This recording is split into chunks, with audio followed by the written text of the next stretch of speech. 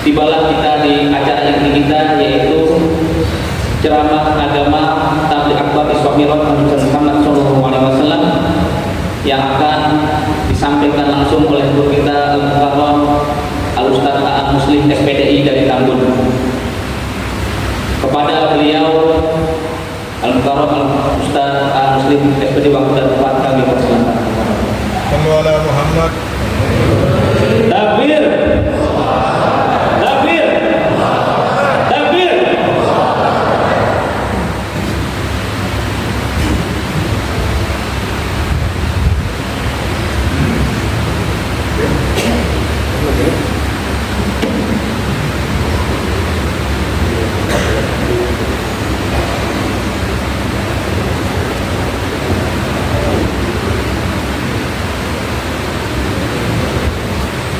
Assalamualaikum warahmatullahi wabarakatuh.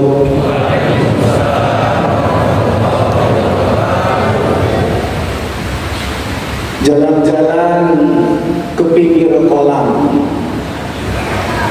nemu anak anjing mati dibergaji. Yang jawab salam, insya Allah terbesok naik haji. Alhamdulillahilladzi arsala rasulahu rahmatan lil alamin wa anzala kitabahu hudan lil muttaqin.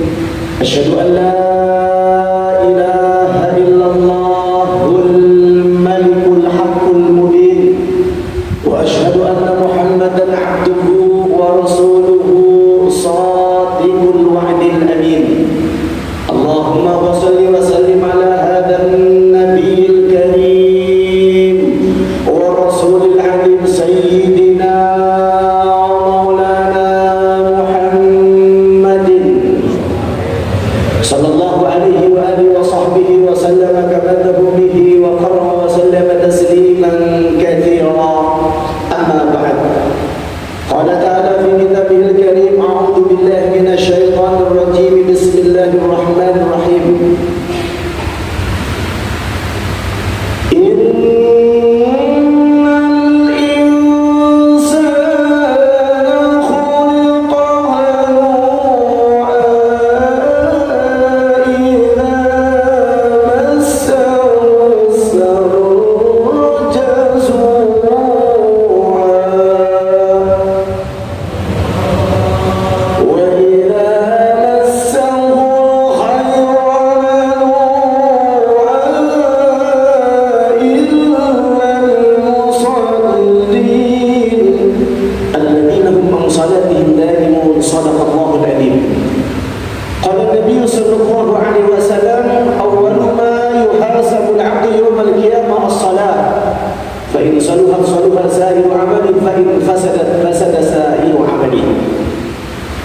Yang mulia para alim ulama, para tuan guru, para masyayikh, wabil khusus ketua Dewan Kemakmuran Masjid Jami Al-Muhajirin, bapak-bapak, ibu-ibu, jamaah salat subuh yang mudah-mudahan dirahmati Allah Subhanahu wa taala. Alhamdulillah, alhamdulillah, pada pagi yang cerah dan mulia ini Allah Subhanahu wa taala mempertemukan kita di tempat yang sangat istimewa, di rumahnya Allah Subhanahu wa taala. Mudah-mudahan hadirnya kita di tempat yang mulia ini menjadi asbab Allah memberikan kita umur yang panjang dan berkah.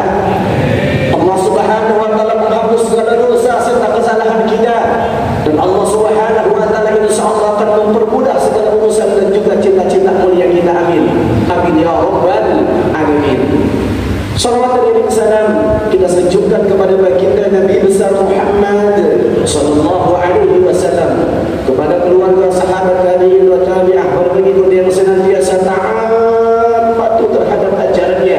Mudah-mudahan kita kelak di akhir menjadi umat Rasulullah sallallahu alaihi wasallam, sekaligus kita mendapatkan syafaatul uzma dari baginda Rasulullah Muhammad sallallahu alaihi wasallam. Amin. Amin ya rabbal. Bapak Ibu, saya mau tanya yang hadir hari ini, mau tidak nanti di hari kiamat mendapatkan syafaat dari baginda? Ya nggak jawab, nanti nggak kebagian. Mau tidak di hari kiamat nanti kita mendapatkan syafaat dari baginda Rasulullah sallallahu alaihi wasallam. Ayo kalau mau, mari kita sekarang bersolawat kepada Rasulullah sallallahu alaihi wasallam. Rasulullah dalam hadis yang menjelaskan, "Man shalla alaihi kunta safi'an lahu yaumil qiyamah." Barang siapa yang bersolawat kepadaku, nanti dia mendapat syafaatku di hari kiamat. Kita solawat semuanya, ya, bareng-bareng. Ya Nabi, salam alaika. Ya Rasul, salam, salam alaika. Ya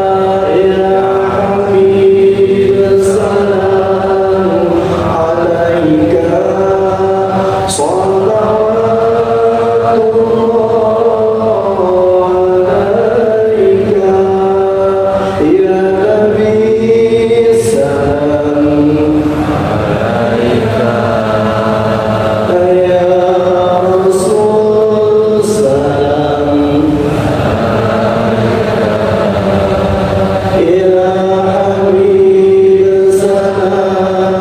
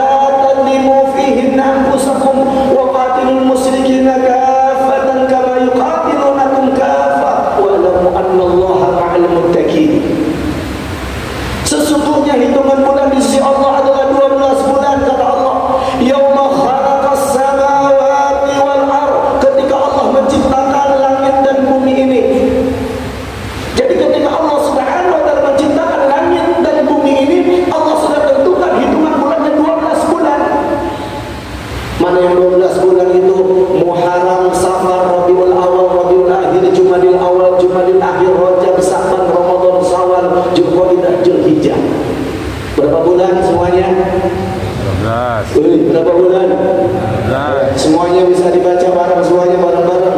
Mulai dari Muharram. Haram. Bareng. Ini kan yang hadir banyak nih. Ini yang hadir banyak. Yang hadir orang Islam. Saya tanya bulan Islam. Muharram. Haram. Safar. Ulul.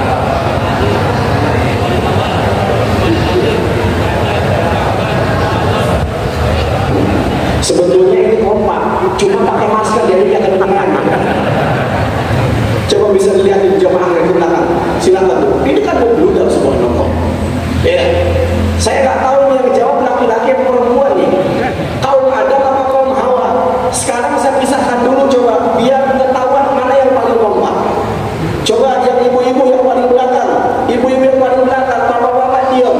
Ibu-ibu Muharram.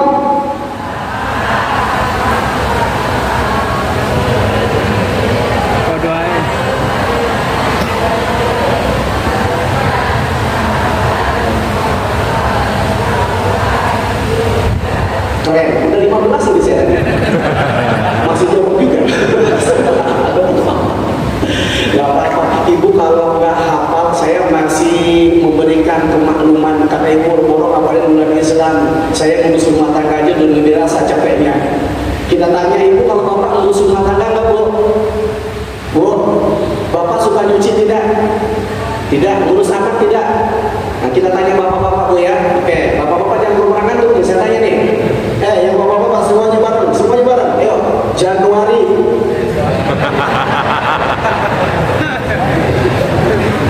Ya Allah, saya mau pulang dari tempat ini semua menghafal bulan-bulan Islam. Jangan sampai mati nggak hafal bulan Islam. Setuju? Minha arba'atul hurum, di antaranya ada 4 bulan yang disucikan Allah Subhanahu wa taala. Mana 4 bulan? Zulqa'dah, Zulhijjah, Muharram, Rajab. Ini kita sekarang di bulan Rajab. Allah menjelaskan dari fadatatimu fihi nafsakum, jangan kamu melakukan kezaliman di bulan ini. Ibnu Abbas mengatakan orang yang melakukan kezaliman di bulan ini maka dosa dilipat gandakan oleh Allah. Dan sebaliknya orang yang melakukan amal soleh di bulan ini maka pahala pun dilipat gandakan oleh Allah Subhanahu wa taala. Maka saya sampaikan, ini pertemuan kita pertemuan yang istimewa karena kita melaksanakan di bulan yang sangat mulia, yakni di bulan Rajab. Ada yang tanya, Ustaz berapa pahalanya? Ya, tak apa-apa. Rasulullah dalam hadis yang menjelaskan, ya, faman hamma bihasanatin, barang siapa orang yang berniat melakukan kebaikan falam ya'malha, kemudian dia tidak jadi melakukannya, kata Allahu indahu hasanatan kamilah, Allah Subhanahu wa taala akan mencatat bagi seseorang tersebut satu pahala yang sempurna. Subhanallah. Orang mau melakukan kebaikan baru niat saja, belum dimulai Allah sudah catat satu pahala. Wa man hamma biha, dan barang siapa yang seseorang kemudian berniat melakukan kebaikan, fa amilaha, lalu dia melakukan, dia melaksanakan, dia mengamalkan, kata Allah indahu, maka Allah akan catat bagaimana pahala asrata hasanah, 10 pahala, ila sab'ini adidin, sampai 700 kali lipat, ila adafin katsira, bahkan sampai berlipat-lipat ganda. Subhanallah. Wa man hamma bi sayyi'atin, dan barang siapa yang seseorang berniat melakukan kejahatan, falam ya'malha, dia tidak jadi melakukan kejahatannya, kata Allah indahu hasanatan wahidah, maka Allah Subhanahu wa taala akan catat satu pahala yang sempurna. Wa man hamma biha fa'amilaha, dan siapa orang yang melakukan, yang berniat melakukan kejahatan, dia lakukan kejahatan itu, kata Allah indahu sayyi'atan wahidah, Allah catat dosa satu. Inilah sifat rahman rahimnya Allah Subhanahu wa taala. Orang melakukan kebaikan, Allah akan memberikan pahala itu dari 10-700 kali lipat, bahkan ila adafin katsira, sampai berlipat-lipat ganda. Tapi kalau manusia melakukan kejahatan, cukup satu saja dosanya. Inilah cinta kasih sayang Allah terhadap kita hambanya. Makanya subhanallah, 700 kali lipat, 700 kali lipat. Makanya kalau ada orang Islam sampai tidak masuk surga itu kebangetan. Orang Islam sampai masuk neraka itu kebangetan. Kenapa? Allah sudah rahman rahim, Allah sudah sayang banget sama hambanya. Orang melakukan kebaikan 700 kali lipat, sementara kejahatan hanya satu saja. Ya. Makanya pahala yang Allah berikan kepada kita. Hadis ini secara secara umum di luar bulan yang disucikan, tapi di bulan Rajab ini maka Pak insya Allah mungkin bukan hanya 700 kali lipat, bisa jadi 7.000 kali lipat, 70.000 kali lipat, ila al-afun kasiro, sampai berlipat-lipat ganda kata Allah. Makanya kita kalau mau mendoain saudara-saudara kita itu jangan pelit. Kadang ada orang kalau mendoain saudara-saudara kita itu pelit. Begini contohnya, ada orang kasih sedekah, kita jawab begini, terima kasih sedekahnya, mudah-mudahan menjadi amal soleh. Saya doakan mudah-mudahan dibalas oleh Allah dengan balasan yang setimpal. Ente terlalu pelit. Kalau setimpal itu ya satu dikasihnya satu, padahal Allah saja sudah memberikan pahala mulai dari 10, 700 sampai tidak ada bandingannya. Inilah keistimewaan kita. Kita berkumpul di tempat ini, insya Allah maka pahala pun istimewa Allah berikan buat kita. Amin. Amin ya rabbal alamin. Saudara sekalian, yang ketiga, keistimewaan kita di bulan Rajab ini ada satu peristiwa yang sangat bersejarah bagi umat Islam, yaitu apa? Peristiwa Isra wal Mi'raj baginda Rasulullah Muhammad sallallahu alaihi wasallam. Saudara sekalian, peristiwa Isra wal Mi'raj baginda Rasulullah sallallahu alaihi wasallam itu terjadi pada tahun Amul Hazan. Amul Hazan itu adalah tahun kesedihan, tahun duka cita. Di usia Rasulullah kurang lebih 51 tahun, ya, ketika Rasulullah SAW itu diangkat menjadi Rasul pada ke-11 kerasulan Rasulullah SAW. Rasulullah diuji oleh Allah Subhanahu wa Ta'ala. Bagaimana ujiannya? Dua orang yang paling Rasulullah sayangi, dua orang yang paling Rasulullah cintai, diwafatkan oleh Allah Subhanahu wa Ta'ala. Siapa yang pertama? Yang pertama adalah Siti Khadijah, Khadijah binti Khuwailid. Ya Allah ya Rabbana, Rasulullah sangat terpukul dengan wafatnya siapa? Istri Rasulullah yang sangat tersayang, Siti Khadijah. Siti Khadijah merupakan istri yang sangat dicintai Rasulullah sallallahu alaihi wasallam. Bahkan cintanya Rasulullah terhadap Siti Khadijah bukan hanya ketika Siti Khadijah masih hidup. Saat Rasulullah, ketika Siti Khadijah sudah wafat, maka cinta Rasulullah ini tidak juga berubah. Sehingga bagaimana cintanya Rasulullah terhadap Siti Khadijah ketika sudah wafat menjadikan cemburu istri yang bernama siapa? Siti Aisyah. Bayangkan, Siti Aisyah itu sampai begini, satu waktu pernah datang kepada Rasulullah, ya Rasulullah, engkau jangan selalu menyebut nama Khadijah, aku ini cemburu, kau boleh menyebut nama istri-istri yang lain. Ya Allah ya Rabbana, bayangkan istri Rasulullah yang lain yang masih hidup tidak dicemburui oleh siapa? Oleh Siti Aisyah. Sementara Siti Khadijah yang sudah wafat malah dicemburui. Ada apa dengan Khadijah? Pantas dalam hadis Rasulullah menjelaskan, ya, arba'atul khairun nisa'i fil alamin, ada 4 kelompok wanita yang mulia yang hidup di alam dunia ini. Siapa yang pertama? Yang pertama adalah Maryam bintu Imran wa Khadijah binti Khuwailid. Yang kedua adalah Khadijah binti Khuwailid. Yang ketiga wa Fatimah bintu Rasulullah sallallahu alaihi wasallam, yaitu Fatimah binti Rasulullah. Yang keempat siapa? Wa Asiyah, yaitu Siti Asiyah yang menjadi istri Fir'aun. Jadi wanita mulia itu yang pertama siapa? Yang pertama Siti Maryam. Ya, saking mulianya, saking mulianya Siti Maryam sehingga namanya saja dijadikan oleh Allah dalam Al-Quran dalam salah satu surat namanya surat Maryam. Dia punya seorang ayah namanya Imran, diabadikan oleh Allah dalam Al-Quran dalam surat Al-Imran. Subhanallah. Nama bapak, nama ibu diabadikan nggak namanya dalam Al-Quran? Kalau ada nggak di sini yang namanya diabadikan dalam Al-Quran nama surat? Boleh angkat tangan? Nah, belum ada. Saya juga nggak ada.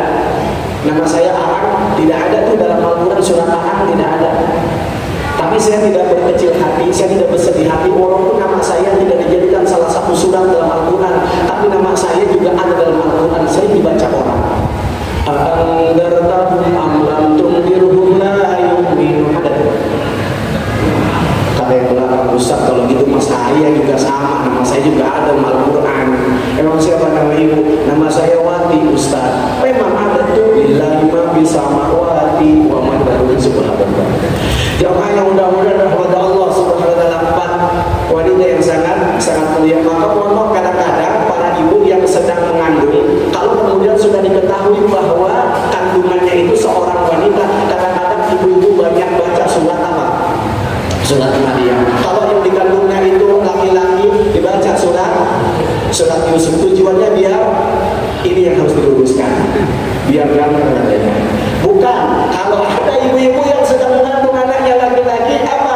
Kalau dia baca surah Yusuf, niatkan saja beribadah kepada Allah, berdoa nanti kalau anak ini lahir punya sifat seperti sifat Nabi Yusuf alaihi salam. Mana sifat Nabi Yusuf? Nabi Yusuf itu seorang penyabar, bukan seorang pendendam. Subhanallah, Nabi Yusuf dimasukkan ke penjara karena fitnah Zulaiha. Belasan tahun di penjara. Apakah kemudian Nabi Yusuf mengadakan sebuah perlawanan? Oh tidak, Nabi Yusuf daripada sabar. Maka kalau saya sudah sampaikan, kalau hari ini banyak orang-orang yang di penjara, nggak semua orang jahat. Nabi Yusuf masuk penjara bukan karena kesalahan Nabi Yusuf, tapi karena fitnah penguasa saat itu. Yang menjadi suami dari siapa? Sudah. Ayo, maka kalau sekarang ada orang di penjara, nggak semua orang-orang jahat. Ada juga orang-orang yang saleh, ada juga orang-orang yang baik karena mereka mendapatkan fitnah. Ya Allah, kemudian kita tahu bahwa bagaimana kita pun kemudian tahu bahwa Nabi Yusuf itu ketika kecilnya pernah dibuang oleh siapa? Oleh saudara-saudaranya. Ya, ketika Nabi Yusuf itu kemudian sudah dewasa, dia sudah besar, bagaimana Nabi Yusuf menjadi orang yang sukses, bahkan kalau sekarang itu menjabat sebagai gubernur kurang lebih. Apa yang terjadi ketika mendapati saudara-saudaranya datang dalam musim paceklik? Apakah kemudian Nabi Yusuf itu kemudian membalas? Tidak, tapi merangkul, memberikan kebaikan.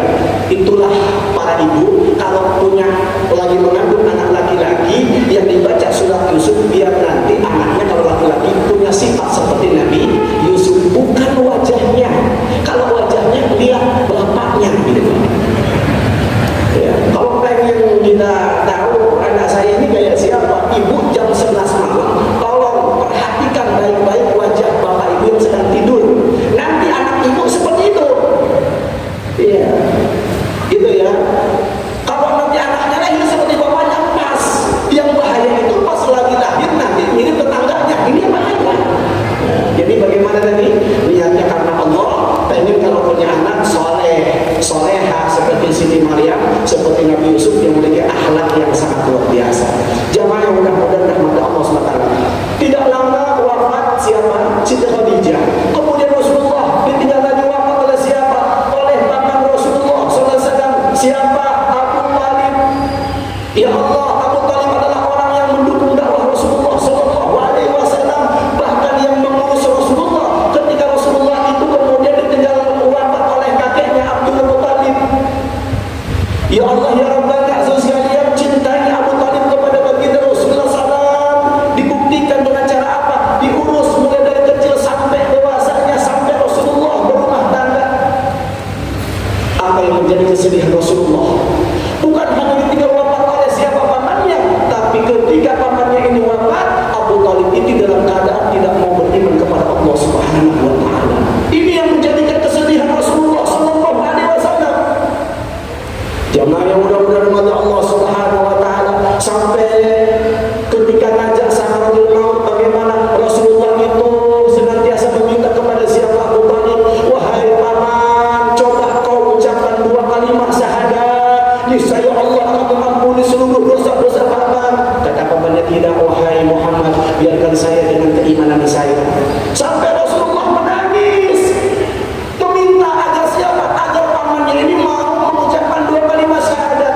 Izinkan paman, kalau selama ini paman yang senantiasa membela saya, mama yang senantiasa membela dakwah saya, maka hari ini saya menginginkan agar saya bisa membela paman di hadapan Allah. Tapi syaratnya paman bacakan 2 kalimat syahadat. Tapi sampai akhir hayatnya siapa? Abu Talib tidak juga mengucapkan 2 kalimat syahadat.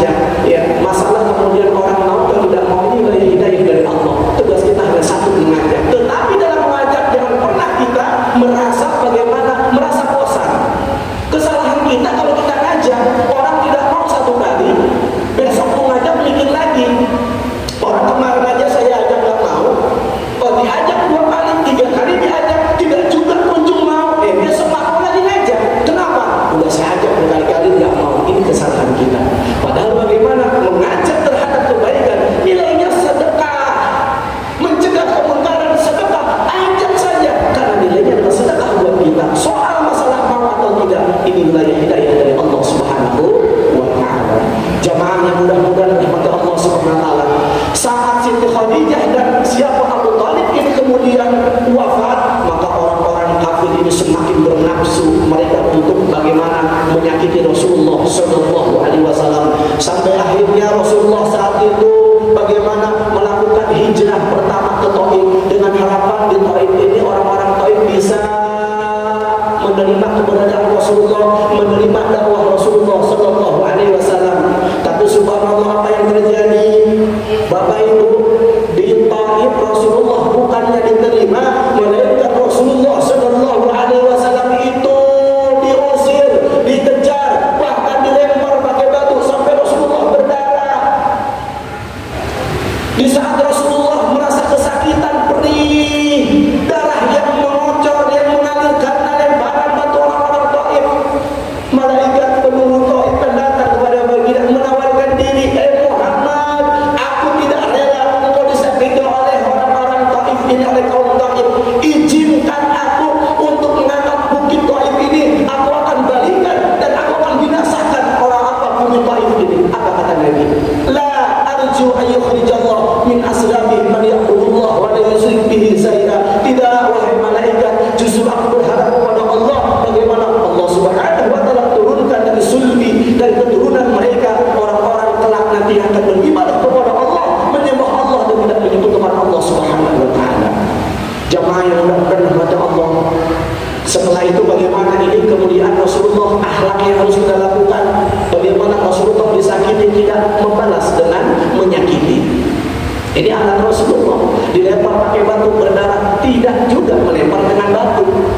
Saya mau tanya Bapak Ibu, kalau mau ke masjid ada orang tak suka dengan kita karena kita senang sholat berjamaah, tiba-tiba di tengah jalan kita dilempar pakai batu, apa yang kita lakukan? Mungkin kita lihat ke bawahnya di bata, betul? Betul? Subhanallah, Rasulullah tidak begitu. Bisa nggak kalau tetangga kita nyakitin mulut tiap hari apa kita? Dongkol banget sama tetangga, sampai kemudian kita berdoa, ya Allah, di tetangga saya, ya Allah, ngeselin, ya Allah, ngenekin tetangga saya, ya Allah, ya Allah, ya Rabbana, mudah-mudahan tetangga saya besok beli Fortuner merek baru, ya Allah. Pernah nggak berdoa gitu? Langka kayaknya. Kita biasanya kalau orang nyakitin kita, bahasa kita itu sumpah serapah, samper gledek. Ya Allah, tidak dengan Rasulullah SAW. Akhirnya bagaimana Rasulullah kembali ke Mekah? Di saat Rasulullah seperti tidak merasa punya tempat di Mekah, bagaimana dimusuhi oleh orang-orang kafir Quraisy, di Taif pun sama. Akhirnya bagaimana Allah tahu kalau Rasulullah saat itu tengah bersedih hati, maka bagaimana Allah akan kuatkan hati Rasulullah SAW dengan nanti akan diperlihatkan tanda-tanda kebesaran Allah lewat perjalanan Isra wal Mi'raj baginda Rasulullah sallallahu alaihi wasallam. Kisahnya nanti panjang ini, durasinya cuma 30 menit soalnya nih. Saya langsung inikan saja, simpulkan saja ceritanya. Kisahnya itu Rasulullah diperjalankan oleh Allah Subhanalladzi asra bi 'abdihi lailan minal masjidil haram ila al-masjidil aqsa alladzi barakna hawlahu linuriyahu min ayatina innahu samiul basir. Maksudnya Allah yang telah memperjalankan hamba-Nya dari Masjidil Haram ke Masjidil Aqsa. Masjidil Haram di kota Mekah, Masjidil Aqsa di Palestina. Jaraknya kurang lebih 1239 km. Dari situ kemudian Rasulullah Mi'raj dari Masjidil Aqsa ke langit ke 1, 2, 3 sampai 7. Di langit pertama bertemu dengan Nabiullah Adam alaihissalam. Di langit yang kedua bertemu dengan Nabi Isa alaihissalam. Di langit yang ketiga bertemu dengan Nabi Yusuf alaihissalam. Di langit yang keempat bertemu dengan Nabi Idris alaihissalam. Di langit yang kelima bertemu dengan Nabi Harun alaihissalam. Di langit yang keenam bertemu dengan Nabi Musa alaihissalam. Di langit yang terakhir bertemu dengan Nabi Ibrahim alaihissalam. Di atas langit ketujuh Rasulullah mendapatnya ada satu tempat namanya Baitul Ma'mur, tempat tawafnya para malaikat. Yang Rasulullah menjelaskan setiap hari 70.000 malaikat tawaf di Baitul Ma'mur itu. Setiap malaikat yang sudah tawaf maka akan diganti lagi oleh malaikat yang lain, dan setiap malaikat yang tawaf tidak akan pernah kembali untuk yang kedua kalinya. Ini menunjukkan betapa banyak jumlah para malaikatnya Allah Subhanahu wa taala. Kalau di dunia kan kaya kita. Yang tawaf di Makkah itu hari ini kita tawaf, bisa jadi kadang-kadang tahun besok dia balik lagi tawaf. Bahkan ada sebulan sekali dia ikut tawaf. Wah, keren banget. Ternyata apa? Pengurus travel umroh.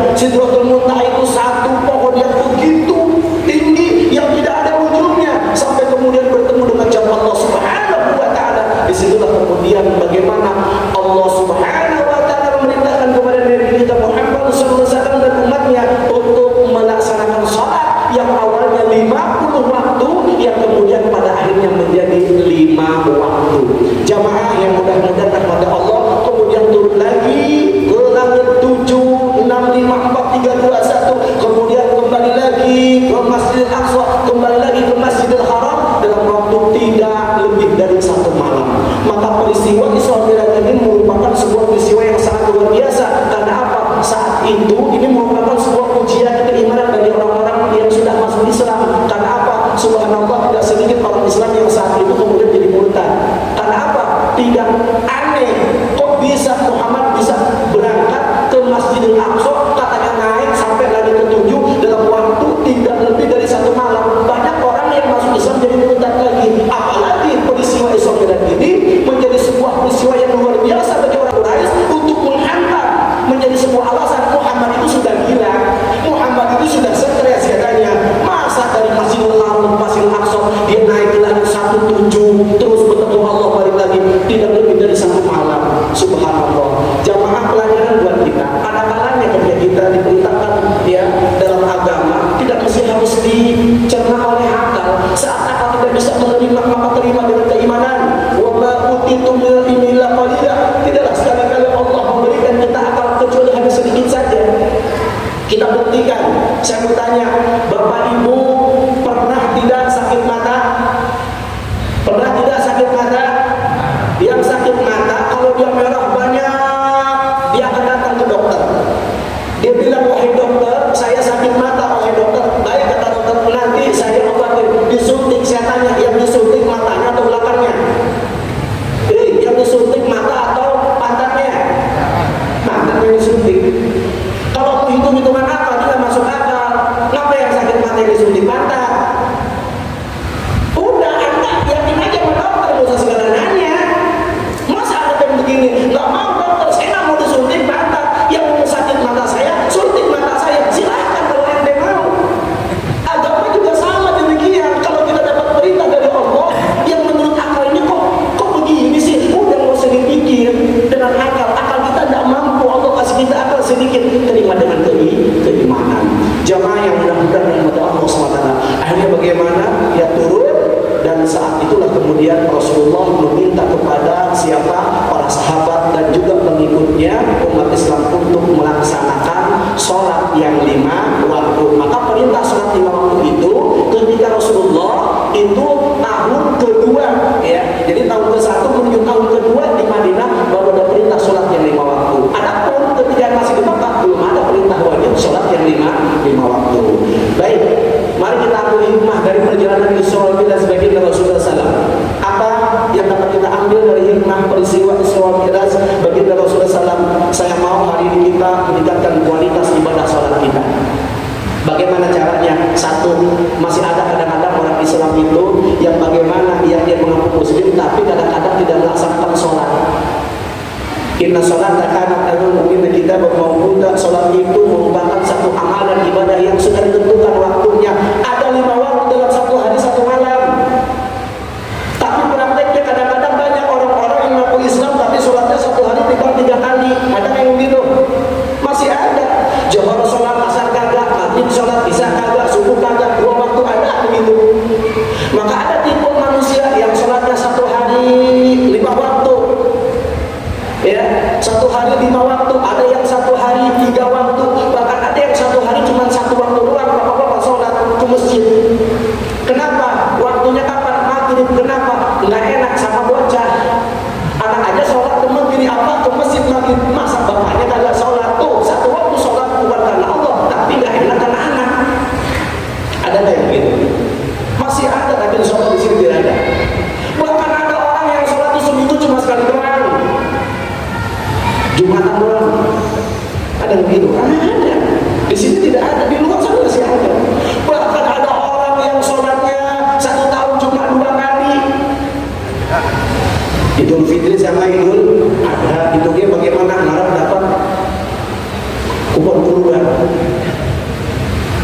Yang parah ada orang seumur hidupnya itu bagaimana?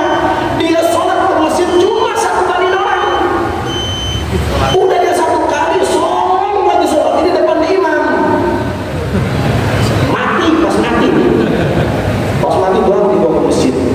Giliran hidup nggak mau ke masjid. Maka kalau boleh saya usul nih di sejak ceramah saya, kalau ada bapak-bapak yang nggak pernah mau sholat berjamaah di masjid, sholatnya di rumah mulu, nanti kalau mati harus dibawa ke masjid. Setuju nggak kira-kira? Setuju nggak kira-kira? Wah, takut diciriin kan? Tadi dibilangnya katanya, wah ini rasis tadi. Ya iyalah, orang itu banyak ada yang sholat di masjid, ngapain kalau mati dibawa ke masjid?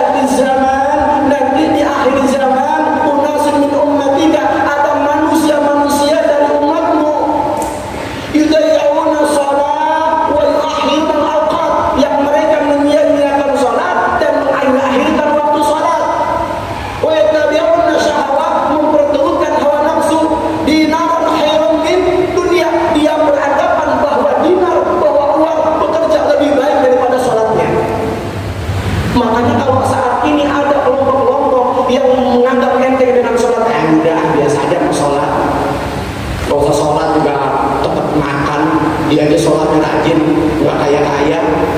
Ya orang yang nggak penting sama sholat. Sekalinya ada yang sholat wa yu'akhirul awqat. Dia undurkan waktunya. Ini tanda akhir zaman. Sholat zuhur jam 12, sholatnya setengah 2. Asar setengah 4 misalnya, sholatnya jam 5. Sholat maghrib mepet ke isya, kadang-kadang 15 menit menuju isya baru sholat maghrib. Ada yang gitu. Masih banyak. Oh ya, tapi orang sahabat memperturutkan hawa nafsunya. Pokoknya kalau kata nafsu saya ini mau, senang, nggak peduli untuk orang ini, orang mau setuju atau tidak. Ini banyak sekarang orang begitu, memperturutkan hawa nafsu, nggak peduli dengan perasaan orang lain. Para penguasa yang mereka bagaimana berusaha memperlihatkan bagaimana menginginkan nafsunya bisa terrealisasi, nggak peduli mau yang lain setuju nggak setuju, mau sengsara nggak sengsara, ini nanti akan terjadi kata Jibril. Dan bahkan mereka beranggapan bahwa dinar dunia itu lebih baik daripada sholatnya. Maka tidak sedikit orang sekarang itu, ya Allah ya Rabbana, kalau soal kerja luar biasa mati-matian, giliran sholatnya ya Allah ya Rabbana dia tidak hiraukan. Jamaah yang dirahmati Allah, kalau sudah sholat 5 waktu tepat waktu, maka ayo sholat berjamaah. Saya mau Isra Mi'raj ini, besarnya Isra Mi'raj ini bisa diamalkan setelah pelaksanaan ini dengan cara apa? Melaksanakan sholat secara berjamaah, khususnya untuk kaum bapak-bapak. Maka bapak-bapak setelah Isra Mi'raj ini, ya, yang laki-laki tidak ada sholat di rumah. Sholat kita di masjid. Yang di rumah itu adalah ibu-ibu. Tapi ibu-ibu sholat di masjid juga ada larangan di zaman Rasulullah, boleh silakan. Tapi afdolnya di rumah. Tapi bapak-bapak tidak ada yang sholat di rumah. Wahai ibu, ibu harus jadi pelopor kebaikan. Saya mau tanya ibu yang belakang, kira-kira bapak kalau disuruh sholat berjamaah yang paling sulit di waktu apa, Bu? Waktu apa, Bu? Waktu subuh. Makanya ibu harus berperan besok bapaknya suruh sholat ke masjid. Jangan di rumah. Susah Ustaz banguninnya. Jangan pakai bahasa yang kasar. Laki nggak senang dikasarin. Pakai bahasa yang santun. Kalau perlu bagaimana banguninnya, Bu, sambil dibelai. Belai, dibacain sholawat ya Nabi, salam alaika ba'da subuh. Maka jadi kalau bisa masjid, toa itu tuang suaranya tambahin kerasin, bukan diturunin. Paham? Toanya ditambahin volumenya, bukan diturunin. Kenapa? Sekarang toa keras aja, orang susah banget bangun sholat, gimana diturunin gitu loh. Setuju ya? Pakai pengeras suara nggak mau juga mau, bagaimana nggak mau juga. Dan bapak bacain sholawat kalau perlu tiup ubun-ubunnya. Nggak mau juga, coba ibu pegang di kepala, barangkali ada takutnya. Cabut kuntilanak barangkali. Ya Allah ya Rabbana, susah Ustaz disuruh bangun, nggak juga mau bangun. Jangan dikasarin, Bu, bisikin saja dengan lembut di kupingnya. Pak, mau kajian lagi apa kagak? Pasti bangun dulu lagi. Jamaah yang mudah-mudahan Allah Subhanahu wa taala, ayo sholat di masjid. Yang terakhir, kalau sudah bisa sholat tepat waktu berjamaah di masjid, maka jadikan sholat kita menjadi sebuah benteng bagi kita untuk kita menghindari berbagai macam bentuk kemaksiatan.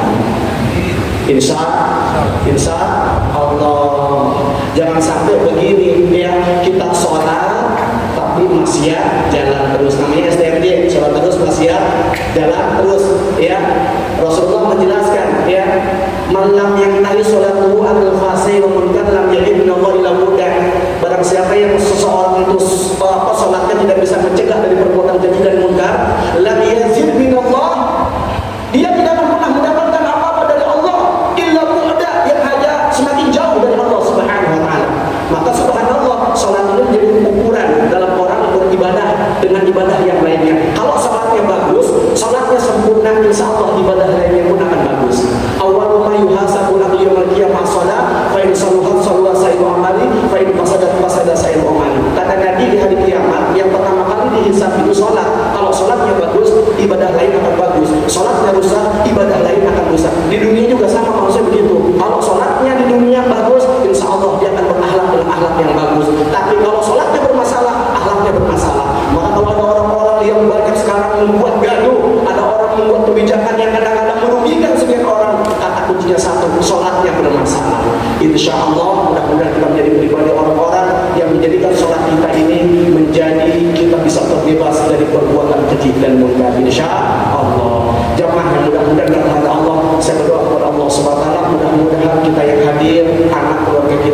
menjadi keluarga yang istiqomah untuk bisa menjalankan sholat 5 waktu, tepat waktu, khusyuk, berjamaah sampai ajal menyebut dalam keadaan husnul khatimah.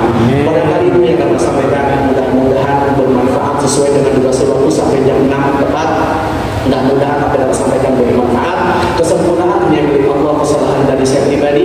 Saya akhiri, wallahu muwaffiq ila aqwamit thoriq. Assalamualaikum warahmatullahi wabarakatuh. Waalaikumsalam warahmatullahi wabarakatuh. Terima kasih kepada para SPD yang telah memberikan pencerahan, memberikan banyak kepada kita, di mana salah satunya adalah kita memperbaiki sholat kita yang dimulai dengan sholat tepat waktu berjamaah di masjid, insya Allah. Hadirin yang kami hormati, mohon untuk bisa duduk sejenak. Acara berikutnya adalah penyerahan penghargaan kepada 10 santri yang telah mengikuti program sholat subuh berjamaah di Masjid Masjid yang sudah berjalan sejak 5 Februari 2022 hingga saat ini. Kepada santri yang kami sebut namanya dimohon untuk segera maju ke depan. Yang pertama Abdul Aziz Sobandi, yang kedua Alif Nurin Bifari, yang ketiga Daniel Putra Sendar, yang keempat Zaki Nur Azam, Kurban Uliluha, Kurban Sabiul Azmi, Fai Evan Nuri, Muhammad Anwar Al-Hafiz, Muhammad Rasyadiyah Ruhan, dan Biodan Ahnaf Polis. Kepada yang kami sebutkan namanya untuk mohon ke depan. Kepada anak santri yang kami sebutkan untuk segera langsung ke depan, silakan. Dan juga kami mengundang kepada pemberian kepada 3 santri terbaik dengan bacaan sholat terbaik, yaitu Andini Yulia Putri, Muhammad Fakih Diaulha, Naufal Azhari. Kepada 3 santri terdepan. Dan pemberian sedekah yang akan diberikan kepada perwakilan, yaitu Bapak Budian Syah dari RT 03 dan Nenek Titik. Kepada beliau bertempat dipersilakan. Mohon kepada Bapak untuk tidak pulang karena kami panitia sudah menyiapkan sarapan. Mohon untuk duduk sebentar. Guru kita antara Ustaz Muslim untuk memberikan reward kepada 10 santri.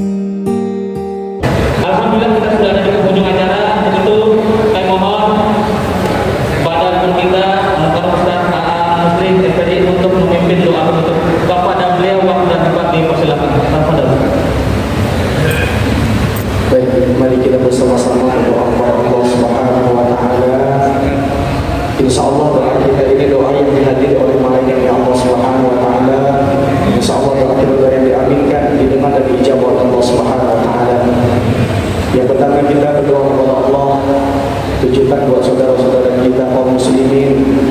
muslimat yang berada di India yang saat ini telah mendapati sebuah kezaliman.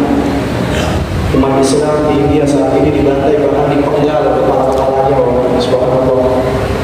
Doakan mudah-mudahan yang wafat menjadi syahid dunia akhirat.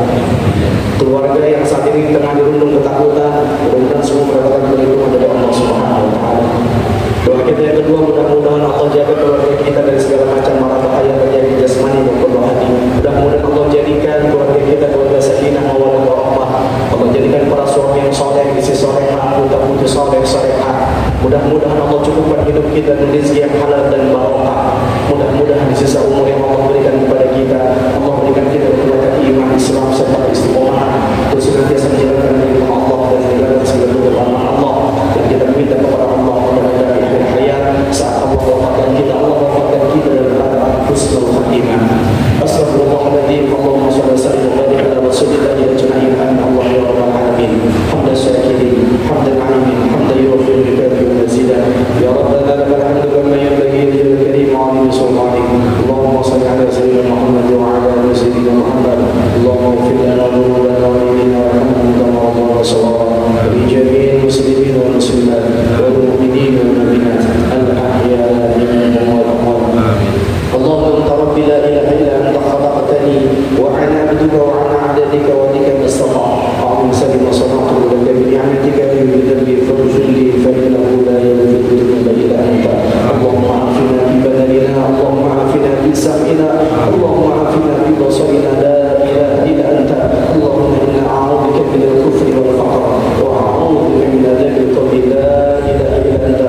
Allahumma inna nas'aluka al-shukra wa al-hamda ala sik wa malaikata jami'a khalqika innaka antallahu la ilaha illa anta wahdaka la sharika lak wa anna Muhammadan abduka wa rasuluh. Allahumma arina al-haqqa haqqan warzuqna ittiba'ah wa arina al-batila batilan warzuqna ijtinabah. Qulina billahi rabban wa bil islam dinan wa bi Muhammadin sallallahu alaihi wasallam nabiyyan. Allahumma ahkim lana bil iman wa ahkim lana bil islam wa ahkim lana bi husnil khatimah. Allahumma barik lana fi Rajab wa Sha'bana wa ballighna Ramadana.